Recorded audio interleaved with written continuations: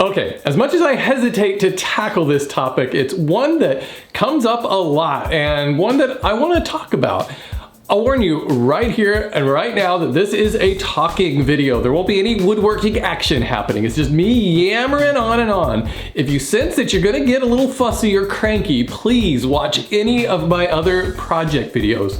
Here's a good one. Now, I also want to make it clear that this is not a video about which system of measurement is better. Invariably, discussions about metric versus imperial devolve into flame wars with zealots from each camp claiming superiority of measurement. Seriously, people get worked up about units of measurements. I know you're finding it hard to believe that people would get nasty in YouTube comments. So please do me a favor and leave rational, thoughtful comments on this video. Look, it's just a video about how we measure stuff. It's 2018. There is way more important issues to get fired up about. But what I do want to talk to you about are the real world advantages and disadvantages of working within each system in a woodworking shop. Guys, before we get started, a couple of quick reminders. First, don't forget to subscribe to Woodworking for Mere Mortals and click the notification bell so you won't miss any of my videos. Second, if you haven't already done so, join the thousands of people who have already built my BMW, the Basic Mobile Workbench. This is a super sturdy workbench that easily rolls away when not in use. It's perfect for small shops. It's easy to build with limited tools, and it makes a great first project if you've never built anything before. And it's a great addition to your shop if you are already an experienced woodworker. Head over to basicmobileworkbench.com today to get your free comprehensive set of plans. It's my gift to you. I've lived in the US my entire life and I'm accustomed to inches and feet, but converting to metric isn't difficult, and if everything suddenly switched to metric, we would all adapt, and it honestly would make no difference to me and would hardly affect my daily life. I really have no horse in this race. Let's start with the obvious. The metric system is the standard worldwide, except for the United States and a couple of other places. It's important to note that just because something is widespread, it's not automatically better. Any Star Wars movie is widespread, easy to consume, and massively popular, but that doesn't make it any better than, say, a small film like last year's Lady Bird. They both perform the same job of entertaining, just in different ways. Conversely, just because the US uses a quirky system of measurement shouldn't make us the hipsters of the world clinging to our vinyl records and trying to convince ourselves about our superior sound quality, or our non-mainstream measurements in this case. When I was a kid in the 1970s, there was a big effort for the US to go metric. Take 10 America to learn the metric way. It's a simple system based on tens that you can start today. But for whatever reason, probably a lot of reasons, probably mostly economics, the metric system never really caught on. But more importantly, it never caught on culturally here. Of course, it's used exclusively in scientific applications and other important purposes in the US, but for the most part, we're perfectly content to go about our days using miles and gallons, tablespoons, inches, feet, and even an occasional dash, pinch, or a smidge. I'll be honest though, I really have no idea how big an acre is. And I think this is really important for non-Americans to understand. Imperial measurements in the US are part of our culture. Most of us fully understand the metric system and agree how simple and logical a base 10 system is, but we just love inches anyways.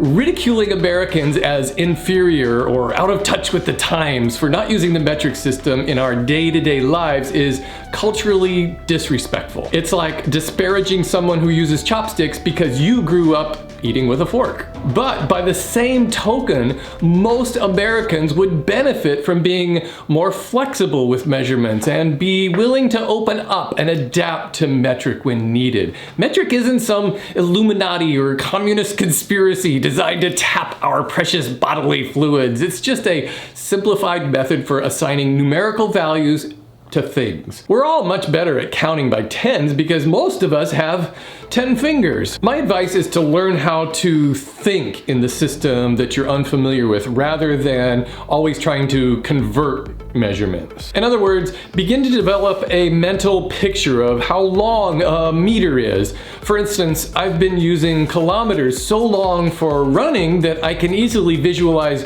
1 kilometer as the distance to the supermarket or 5K as the distance to our local community college. I have a mental picture of running 21 kilometers, and I can assure you that my legs ache just as much as they do at 13.1 miles. You see, I have no need to convert these to miles to know how far I run.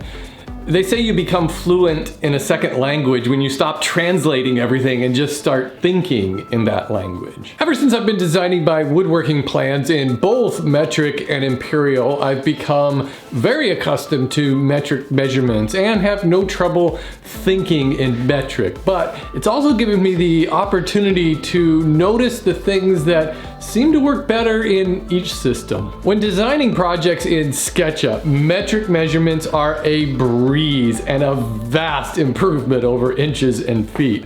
They're faster and I make fewer errors. For example, let's do a little test here. What is half of 438 millimeters? Well, half of 400 is 200 and half of 38 is 19. So 219 millimeters. That's pretty basic mental math. On the other hand, say I need to cut a 17¼ inch board in half. Quick, what's half of 17¼ inches? Did you get it? Well, it's 8 5/8 of an inch. I'm willing to bet that I'm not the only one that would have to think for more than a few seconds to get that. Now, in actual usage in the shop, here's an advantage I see with the Imperial system.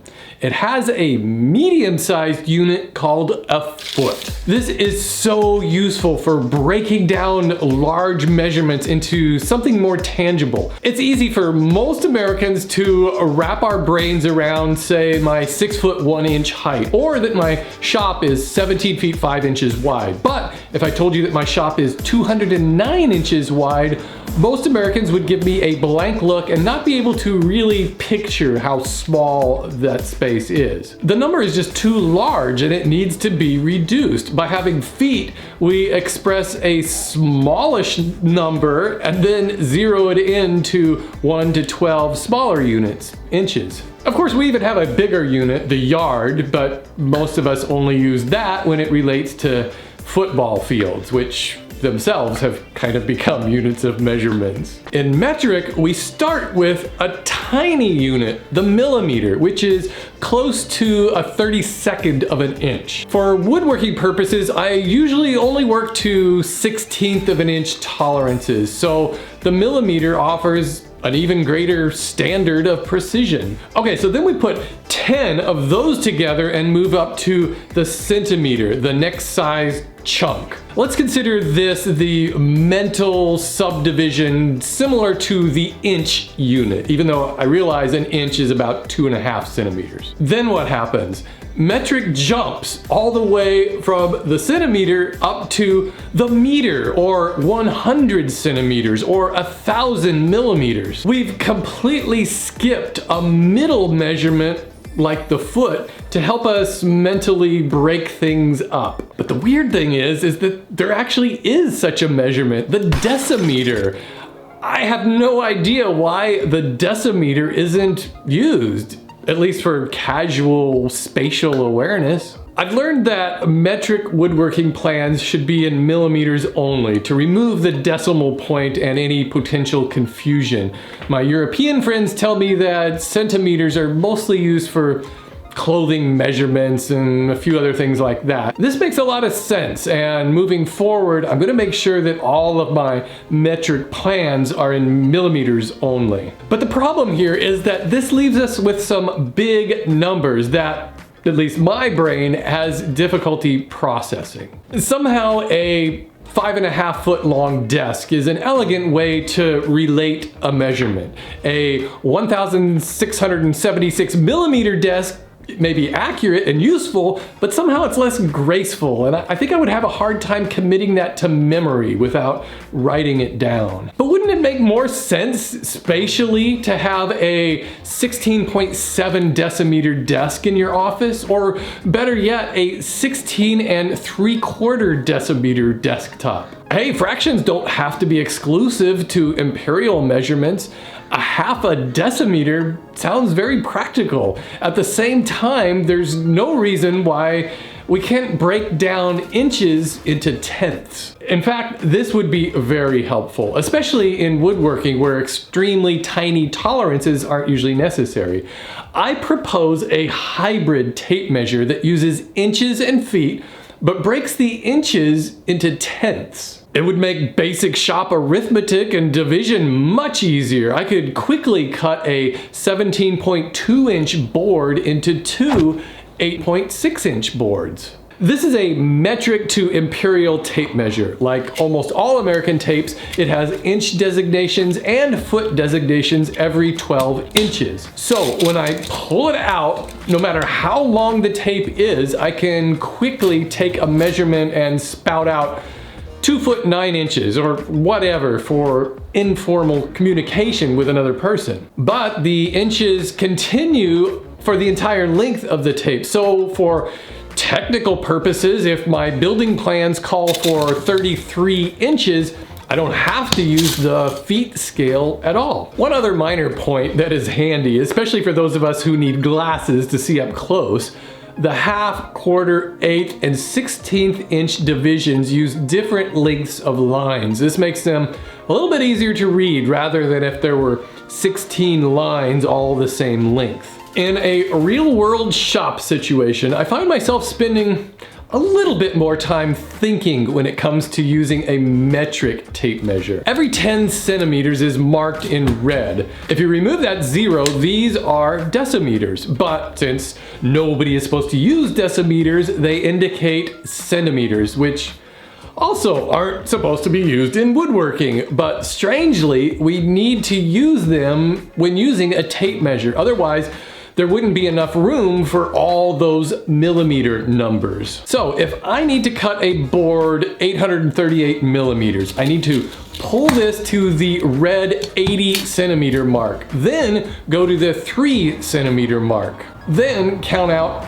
8 millimeters, and those lines are all the same length, requiring me to find my glasses. I really think it would be handy if there were a 2 millimeter measurement. So I would propose a quintimeter, dividing each centimeter into fifths. This would be accurate enough for most woodworking projects and easier to dial in while actually building a project. Again, the metric system is universal and much more logical and intuitive. It's easier to design with, and it's vastly superior when it comes to adding, subtracting, multiplying, and dividing, and it should be the only system used for technical and scientific applications. But I feel that in the shop and in day-to-day conversational measurements, Imperial has the edge, but that just might be for those of us who are kind of more visually oriented. Having two systems can require a little more work. I know that making 2 sets of plans for my projects is always a minor hassle, and sometimes we have to get redundant with our tools, but that's mostly with wrenches. Buying lumber can be a pain, especially when plywood is sold in metric thicknesses and a 3/4 inch board is not actually 3/4 of an inch. Having 2 systems of measurement can cause communication errors that might crop up between the two, but mostly this is hyperbolic. Hey, these problems aren't really that big of a deal in the scope of things. For the most part, the 2 systems seem to coexist in harmony, and maybe having both adds a little spice to the world. And if you actually need to convert a measurement, it literally takes a second. Hey Google, convert 25.5 inches to millimeters. The answer is 3,382 Zuckerbergs. Making a small effort to understand and learn both systems can go a long way to keep everybody friendly with each other and make us all a little bit smarter in the process. Let me know your thoughts in the comments. I'd love to hear any tips or tricks you might have for using metric or imperial measurements and tools. What do you find challenging or intimidating about the system that you don't normally use? try to relate your comments to woodworking so that we can learn from each other. For instance, I'd like to hear from Europeans about lumber buying. What are standard lengths and thicknesses? And I'd be super interested to hear from any Americans who have fully converted to metric. Maybe you moved to Europe. What are your observations on using the two measurements in your day-to-day applications? Most of all, I'd appreciate it if you'd please be kind and respectful to each other in this little space of ours. Thanks for watching, everybody.